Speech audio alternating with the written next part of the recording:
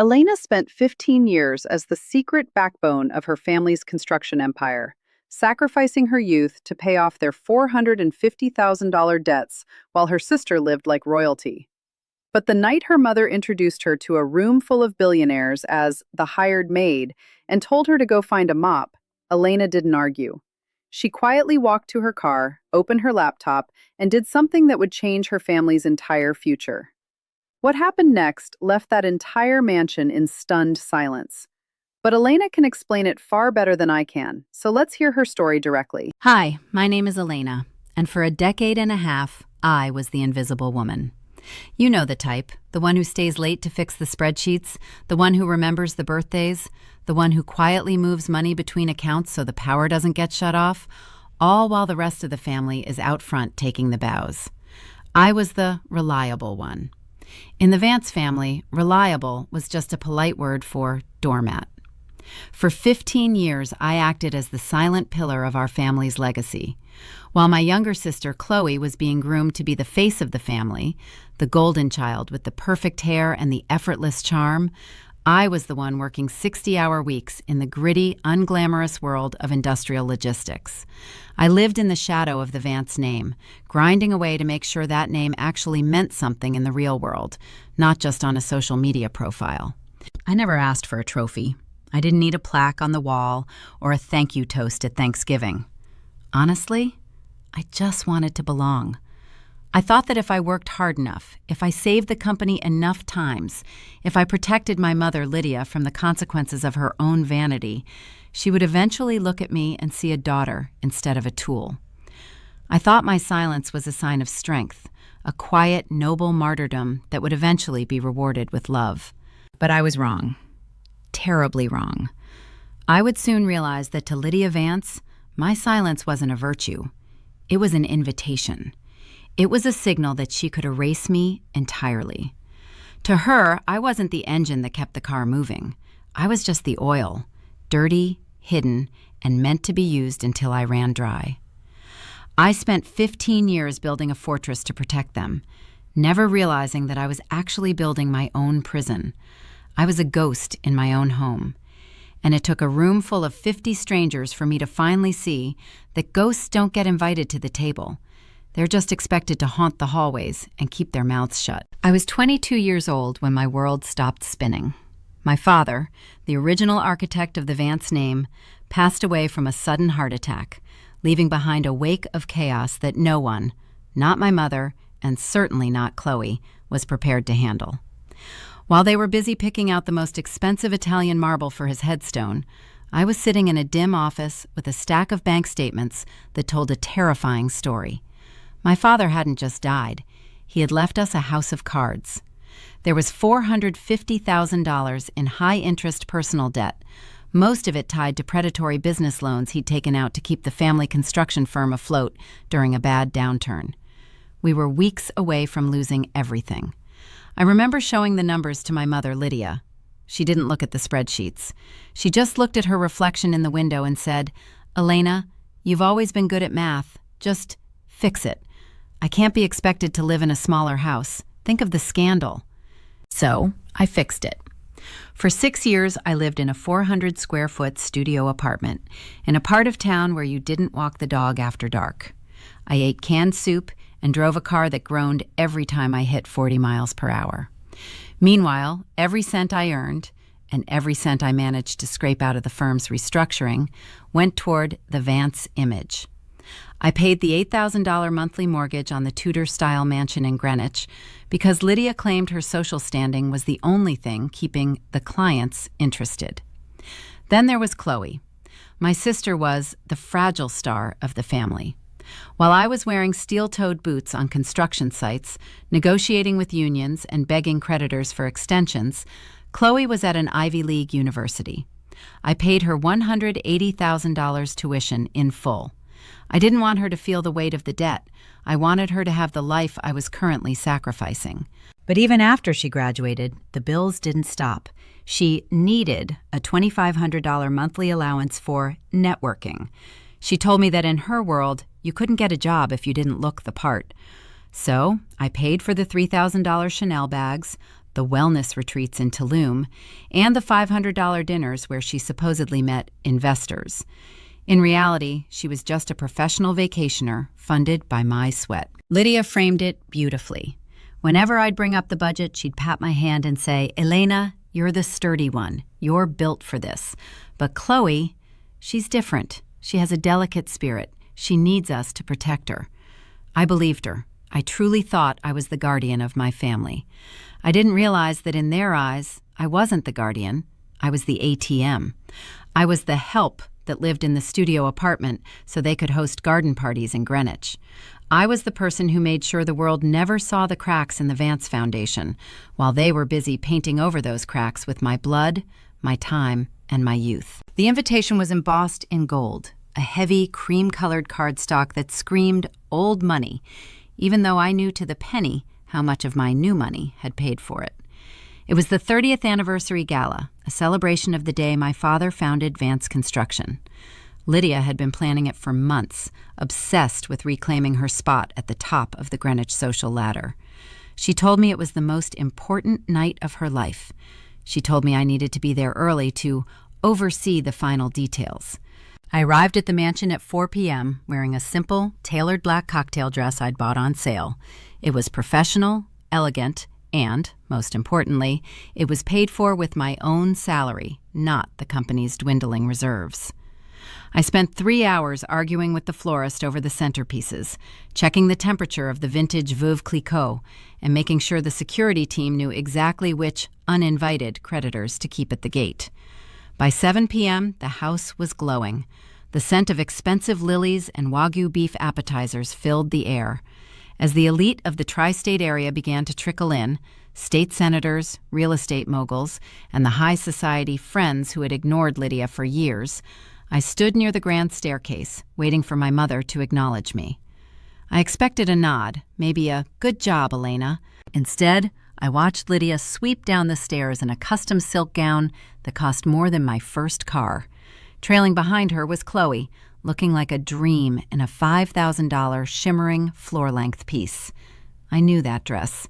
I'd seen the charge on the corporate card last week. "Mother," I said, stepping forward as they reached the foyer, "the catering staff is set and the mayor just arrived. Should I lead him to the head table?" Lydia didn't even look me in the eye. She was busy adjusting Chloe's diamond earrings. "Not now, Elena. We have guests." An hour later, I was standing near the buffet, nursing a water, when Mr. Henderson, the CEO of a massive development firm I'd been courting for a multi-million-dollar contract, approached us. He shook Lydia's hand and then looked at me, confused. "And who is this? Another member of the executive board?" Lydia's face went tight. She let out a sharp, tinkling laugh that sounded like breaking glass. "Oh, heavens no, Julian. This is just Elena." She leaned in, her voice loud enough for the surrounding circle of socialites to hear. "She's part of the specialized cleaning and logistics crew we brought in for the gala. You know how it is. You can't trust the standard agencies with family heirlooms." The blood rushed to my ears. I felt the heat rising in my neck. "Mother?" I whispered, my voice trembling. She didn't stop. She reached out and patted my cheek with a condescending flick of her wrist. "Elena, dear, don't just stand there gaping. There was a bit of a spill by the oyster bar in the foyer. Be a doll. Go find a mop and tidy that up before someone slips. We wouldn't want a lawsuit on such a beautiful night, would we?" I looked at Chloe, desperate for a sister, an ally. Chloe just took a long sip of her champagne, her eyes cold and mocking. "She's actually quite gifted with a scrub brush, aren't you, Elle? Hard worker, that one. Very industrial." Chloe then turned back to Mr. Henderson, flashing a brilliant smile. "Anyway, as I was saying, as the lead consultant for the firm, I've been rethinking our strategy for the downtown project." "Lead consultant?" Chloe didn't even know where our downtown office was located. She couldn't read a blueprint if it was color-coded. I stood there, a glass of water in my hand, labeled as the Maid in the house I paid for by the woman whose debts I'd cleared, while my sister stole my life's work right in front of me. The room began to spin, but for the first time in 15 years, I didn't feel like crying. I felt a sudden, terrifyingly sharp sense of clarity. I didn't drop the glass. I didn't scream. I didn't even flinch. I just stood there, watching the bubbles rise in my sparkling water, while my mother and sister laughed with Mr. Henderson. In that moment, the air in the Greenwich mansion felt heavy, like it was saturated with 15 years of my own wasted life. I looked at Lydia's face, the smooth, expensive skin I'd paid for with my sleepless nights, and I realized she didn't just forget to include me. She needed to humiliate me. To her and Chloe, my competence was a threat to their fantasy. As long as I was the Maid, they could pretend they were the masters of the universe. The warmth I had always felt for them, that desperate, aching desire to be loved, evaporated instantly.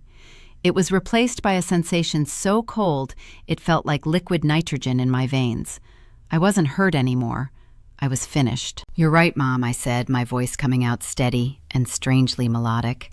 "The assets in the back definitely need my attention. I should go check on the foundation before everything collapses."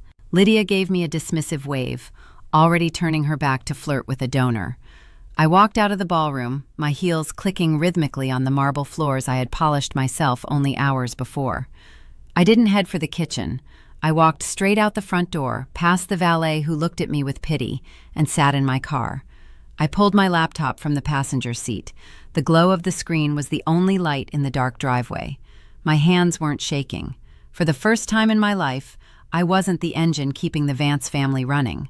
I was the wrecking ball, and I was already swinging. Sitting in the driver's seat of my beat-up sedan, the muffled sounds of the jazz quartet from inside the mansion sounded like a funeral dirge.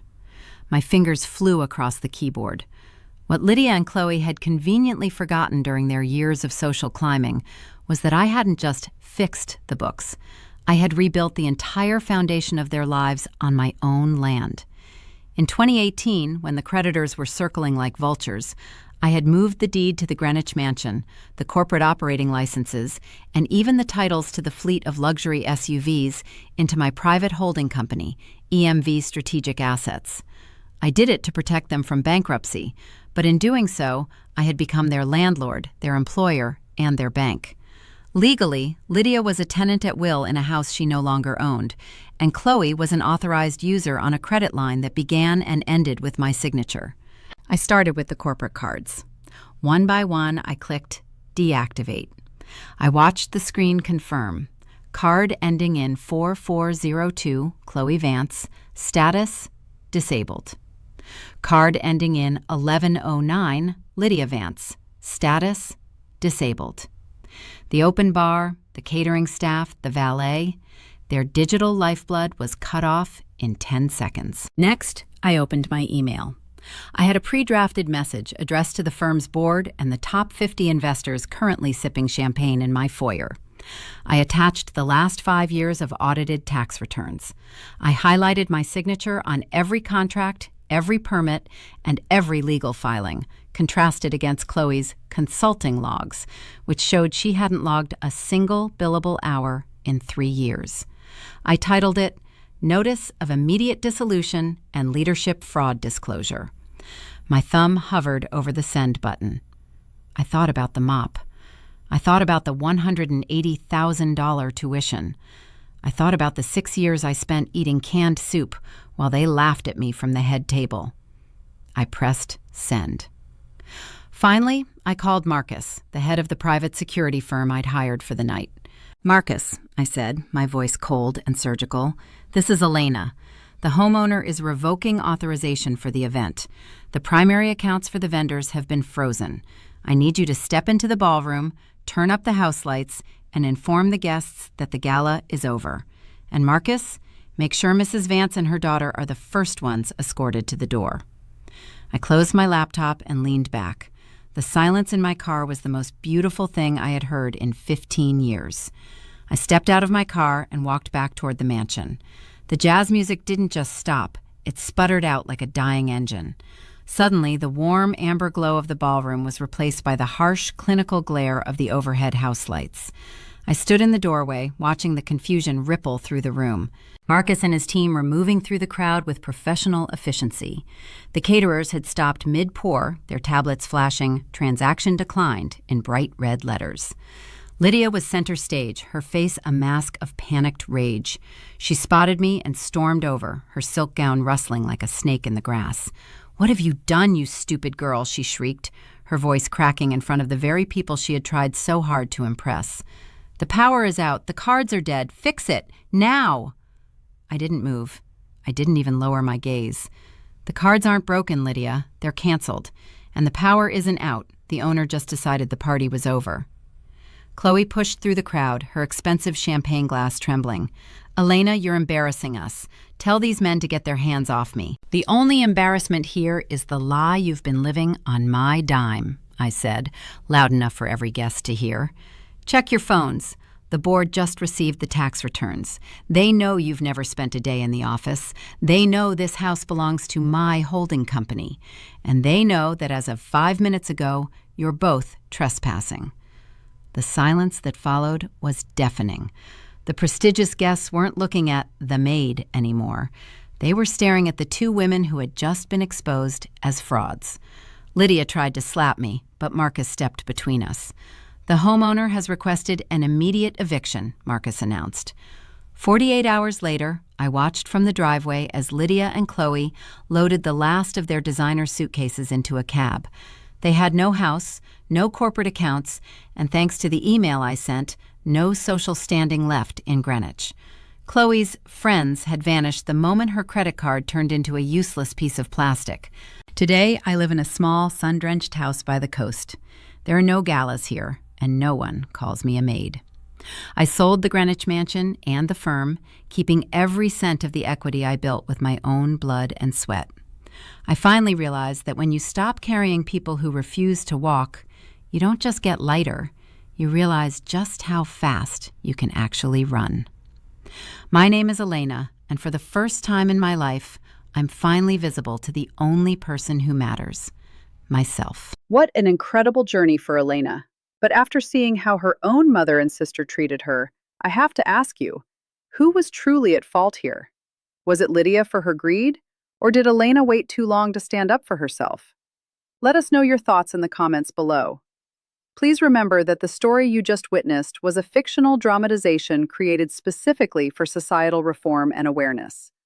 We share these intense scenarios to shed light on family betrayal and financial abuse so that you can recognize the red flags in your own life. We strongly warn our viewers never to repeat the negative behaviors or the extreme schemes shown in this story. Our goal is to promote justice and healthy boundaries, not to encourage more conflict. In the end, Elena's story reminds us that true power comes from self-worth, not a title. If you learned something valuable from this video, please subscribe and hit the bell icon to join our community for new stories every single day.